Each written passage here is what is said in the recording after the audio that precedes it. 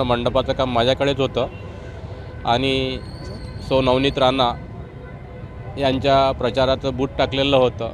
रात्री 3:30-4 वाजताच्या दरम्यान खूप जोराने वादळ आणि हवा पाऊस आला, त्यात खूप नुकसान झालेलं आहे आणि काही जीवितहानी नाही झाली। 8 माणसं आतमध्ये झोपले होते, पण ते सगळे बाहेर निघाले, सुखरूप आहे, सगळे व्यवस्थित आहे, त्यामुळे काही असं नुकसान जीवितहानी झालेली नाही।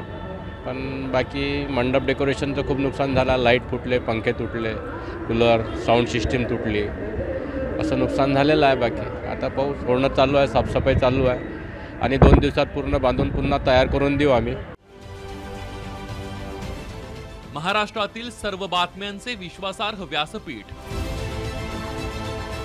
सकाळच्या सर्व सोशल मीडिया प्लॅटफॉर्मला लाईक, फॉलो आणि सबस्क्राईब करा। तसंच सर्व नोटिफिकेशनसाठी बेल आयकॉन प्रेस करायला विसरू नका।